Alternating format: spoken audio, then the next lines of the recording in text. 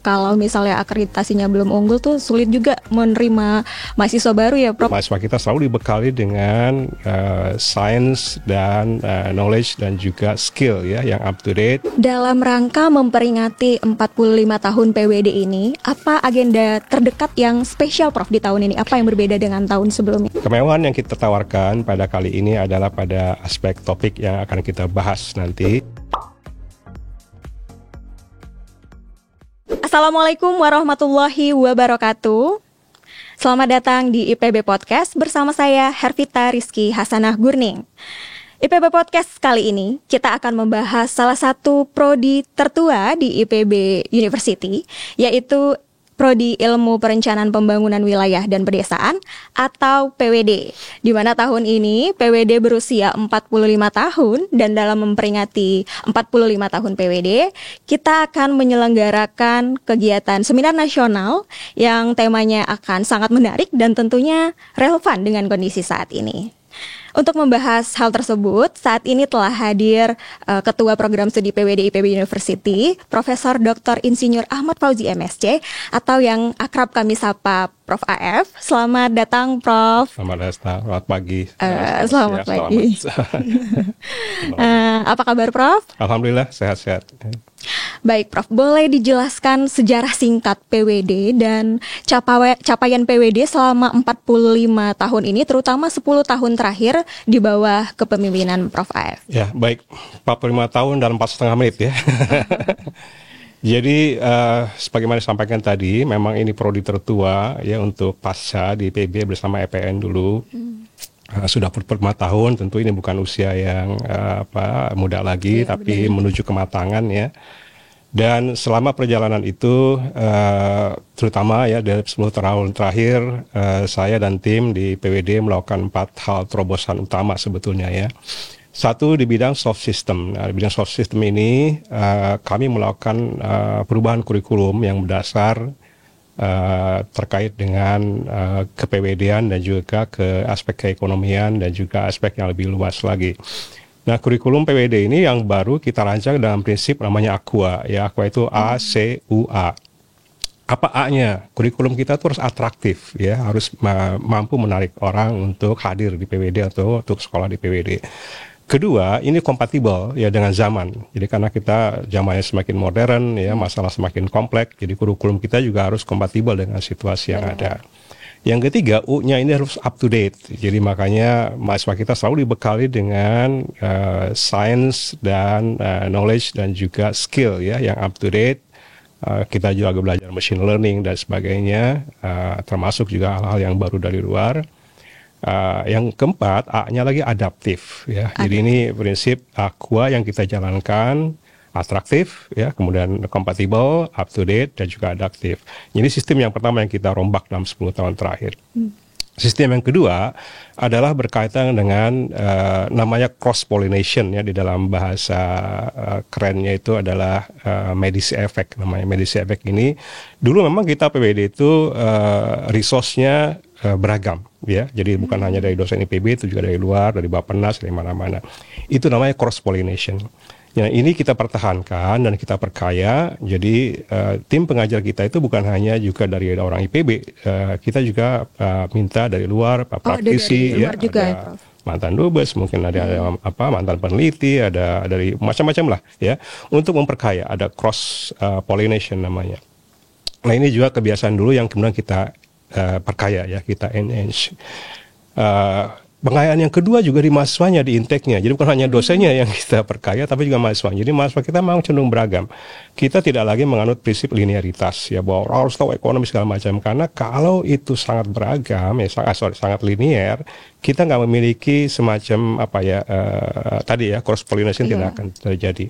Oleh karena itu kita dengan kualifikasi yang tentu harus memenuhi syarat, kita juga menerima mahasiswa dengan background yang berbeda-beda, nih, untuk memperkaya juga keragaman di mahasiswanya. Nah, ini aspek yang kedua yang kita rombak dalam 10 tahun terakhir. Yang ketiga adalah aspek namanya engagement. Engagement ini keterlibatan mahasiswa dan dosen kita di dalam dua hal terutama ya. Satu yang berkaitan dengan domestik. Ya, domestik ini masalah sosial, misalnya ada bencana, mahasiswa kita turun. Oh, ikut ya serta ikut ya, Prof. terlibat di lapangan, membantu bencana dan sebagainya ya. Itu atau ada masalah sosial, kemarin di COVID pun kita menggerakkan mahasiswa kita untuk turun dan seterusnya. Jadi ini engagement kita terhadap masyarakat langsung. Yang kedua, engagement kita juga di dunia internasional. Jadi mahasiswa kita S2 S3 ini sudah kita dorong untuk terus tampil di dunia internasional.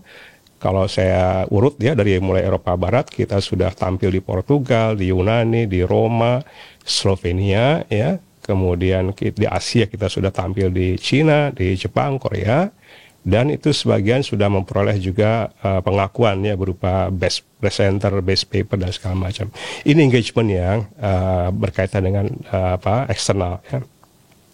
Nah, aspek yang keempat yang kita juga lakukan di PBD selama 10 tahun terakhir adalah meningkatkan jejak footprint kita ya, jejak ilmiah kita. Jadi mahasiswa-mahasiswa S2 S3 kita itu pada tugas akhir kita dorong betul supaya mereka bisa tembus Q1 ya, jurnal Q1, Q2 sehingga jejak ilmiah mereka ini betul-betul meningkatkan portofolio PWD, juga meningkatkan portofolio yang bersangkutan. Jadi ini 4 hal ya yang kita lakukan selama 10 tahun.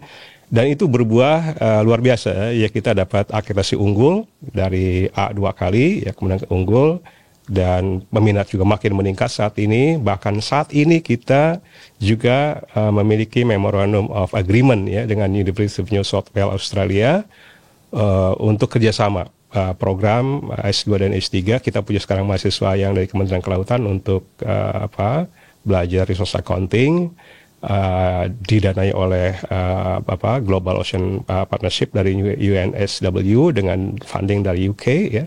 Jadi ini keterlibatan kita di dunia internasional sudah semakin baik ya. Jadi karena tadi terobosan 4 hal ini kita lakukan untuk pencapaian-pencapaian itu ya. Jadi ini yang kita lakukan selama 10 tahun terakhir lah ya, yang cukup progresif begitu, sehingga capaian kita juga sangat lumayan pada periode hari ini dengan diakuinya dua-duanya program studi kita dapat akreditasi unggul. Ya, itu benar, Prof. Karena kalau misalnya akreditasinya belum unggul tuh sulit juga menerima mahasiswa baru ya, Prof. Ya kita 2 kali A ya, sebenarnya A juga, tapi kita masing aiming the highest ya. Ini sudah kita capai semuanya, dan insya Allah kita akan menuju yang lebih baik ke depan dengan 4 komponen tadi ya. Jadi soft systemnya, kemudian cross pollinationnya, kemudian engagementnya juga kepada jejak dari tugas akhir mahasiswa yang secara ilmiah ya diakui di dunia internasional gitu. Nah ini unik sih sebenarnya ya, Prof. Karena kalau misalnya untuk tingkat pasca sarjana, terutama yang S3 gitu ya, biasanya mahasiswa dan prodi itu ya sendiri-sendiri gitu ya, Prof. Di PWD ke mahasiswa S3 didorong untuk terutama aktif di forum internasional gitu ya, Prof. Ini sangat itu yang salah satu yang culture yang kita pelihara ya, kita tingkatkan terus. Setiap tahun kita ada target ya, di mana seminar internasional itu akan dihadiri ya dengan target paper yang juga bisa dipublish ya, dengan presentasi kita siapkan supaya mereka dapat best presenter ya. Jadi sebetulnya kita dorong ke sana supaya confidence ya, tingkat kepercayaan mahasiswa juga meningkat, dan juga nama PWD pun juga menggaung di dunia internasional gitu ya. Benar, Prof. Nah, dalam rangka memperingati 45 tahun PWD ini, apa agenda terdekat yang spesial, Prof, di tahun ini? Apa yang berbeda dengan tahun sebelumnya? Ya, kita 10 tahun yang lalu memang ada 35 tahun PWD ya. Pada waktu itu memang bersamaan dengan memperingati 70 tahun pendiri PWD kita, Profesor Effendi Anwar almarhum, sekaligus juga peringatan 10 tahun ya, P4W ya bersamaan. Nah, kali ini memang kita fokus ke memperingati 45 tahun PWD. Dari sisi kemewahan memang tidak ada kemewahan yang kita tawarkan karena situasi ekonomi yang tidak mendukung ya. Tidak banyak efisiensi dan lain sebagainya. Kemewahan yang kita tawarkan pada kali ini adalah pada aspek topik yang akan kita bahas nanti ya, meskipun pendek seminar ini mungkin setengah hari atau mungkin setengah hari aja ya, 3/4 hari, tapi insya Allah ini akan memberikan insight-insight yang baru yang sangat relevan dengan kondisi pembangunan ekonomi dan wilayah saat ini yang terjadi di Indonesia. Itu yang kita akan tawarkan nanti di acara 45 tahun PWD ini. Kita undang juga terutama alumni-alumni PWD untuk hadir ya. Kita terbuka untuk umum ya, Prof? Ya, kita terbuka untuk umum. Kita harapkan mungkin sekitar 300 audiens lah ya. Wah, bisa hadir. 300 audiens cukup banyak ya. Cukup banyak ya. Ya dengan teknologi yang ada saat ini mungkin kita bisa juga lakukan platform kalau memang dibutuhkan ya. Tapi kita harapkan sih mereka bisa hadir sekalian silaturahim ya, sekalian juga reuni kecil-kecil lah ya mungkin di antara mereka. Sekalian juga melihat perkembangan PWD terkini ya yang begitu progresif. Ya, kita harapkan seperti itulah ya. Baik, Prof. Temanya apa tuh, Prof? Dan apa relevansinya dengan kondisi saat ini? Jadi untuk kali ini kita akan mengambil tema terkaitan dengan paradox of plenty ya, terutama paradox of plenty ini berkaitan dengan pembangunan wilayah yang kaitan dengan sumber daya alam ya, karena diakui atau tidak ya, pembangunan Indonesia ini memang masih bertumbuh pada sumber daya alam dari mulai batu bara ya sampai ke renewable resource dan sebagainya. Tapi di sisi lain kita banyak menemui paradoks ya, banyak menemui hal-hal yang mungkin yang dalam bahasa ekonomi kita sebut dengan tadi ya paradox of plenty. Ada provinsi yang kaya dengan nikel, dengan emas, dengan batu bara, dengan tambang dan segala macamnya, tapi tidak terkonfirmasi dari kinerja ekonomi mereka. Penduduknya masih miskin, infrastruktur masih tidak mendukung dan sebagainya.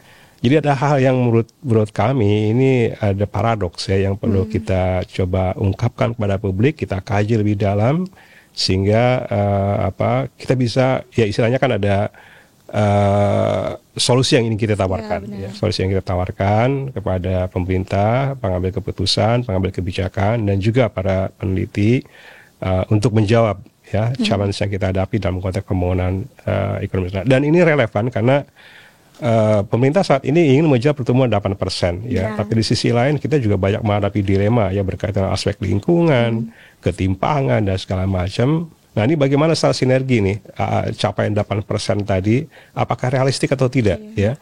Apakah kemudian akan terdistribusi secara merata di daerah atau tidak? Nah ini challenge yang akan dijawab ya di dalam seminar ini sehingga betul-betul sangat relevan dengan kebijakan pemerintah saat ini yang dilakukan pada kepemimpinan Presiden Prabowo ini. Tentunya materi yang semenarik ini pasti Prodi PWD selektif ya, Prof, memilih narasumbernya. Itu kira-kira nanti siapa atau dari mana narasumbernya, Prof? Ya, kalau siapanya mungkin kita masih konfirmasi ya, tapi paling tidak kita ingin sebagai pengambil kebijakan, perencana, kita ingin Bappenas hadir ya untuk memberikan insight. Kemudian kita ingin juga dari Kementerian Teknis untuk hadir ya, untuk memberikan insight mereka. Kita inginkan juga pengalaman dari daerah ya, mungkin ada pemerintah daerah, kok saya ini punya tambang kok jadi begini begitu ya. Ada konflik, ya ada masalah kemiskinan yang tidak selesai segala macam, atau apa sih terobosan-terobosan yang bisa mereka lakukan ya, itu lesson yang kita ingin peroleh dari pemerintah daerah. Dan tentu saja juga dari lembaga riset internasional. Mungkin kita akan hadirkan WRI ya, World Resource Institute, yang banyak mengkaji masalah ini. Dan tentu kombinasi ini melengkapi prinsip kita tadi namanya cross pollination ya. Cross pollination adalah namanya polinasi ya. Polinasi itu menyerbukan. Kita menyerbuk dengan sumber-sumber yang berbagai macam. Sehingga ini akan memperkaya pemikiran-pemikiran kita, pemahaman-pemahaman kita yang lebih komprehensif ya terhadap masalah yang kompleks di negeri ini. Baik, Prof, mungkin ada closing statement dari Prof untuk Sobat IPB. Silakan, Prof. Ya, saya selalu teringat dengan quote dari Mark Hansen ya. Mark Hansen ini adalah penulis buku yang sangat terkenal. Dia bilang, bacalah buku, dengarkan kuliah, hadir seminar, itu setara dengan mengumpulkan wisdom dalam 10 tahun yang dicapai dalam hitungan jam. Jadi kombinasi tiga ini, kalau mungkin baca buku kita males ya, mungkin dengerin seminar kita bosan, atau dengerin kuliah mungkin kita ngantuk dan segala macam. Nah mungkin di yang ketiga ini ya, mendengarkan seminar, menghadiri seminar akan membangkitkan enthusiasm yang baru. Karena ada pepatah juga mengatakan knowledge is power, tapi enthusiasm itu adalah switch. Jadi pengetahuan memang power, tapi kalau nggak ada switchnya, nggak ada yang mendorongnya itulah enthusiasm. Jadi oleh karena itu kita harapkan dengan kehadiran ya teman-teman semua melengkapi 3 komponen tadi, baca buku, dengarkan kuliah, hadir di seminar, itu sama dengan memperoleh wisdom 10 tahun dalam hitungan jam ya. Jadi kita di PWD selalu mendorong ini dan makanya tadi ya.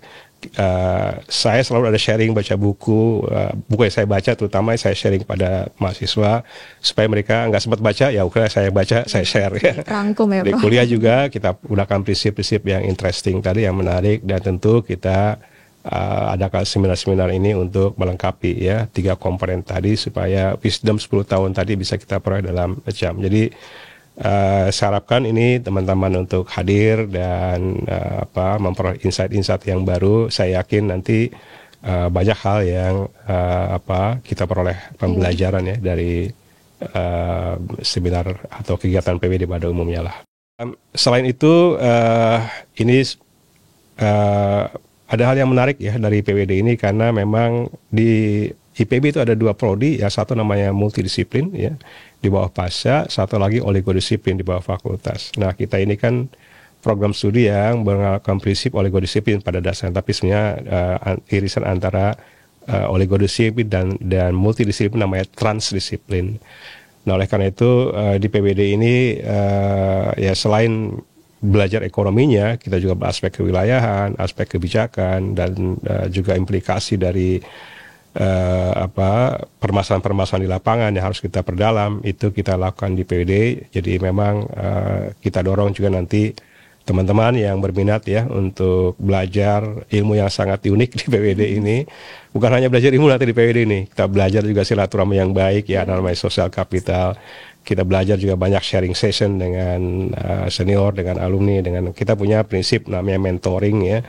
Jadi yang paham yang lebih tahu mengajari yang kurang tahu dan sebagainya. Jadi kita punya culture yang sangat unik di PWD ini, punya culture yang berbeda.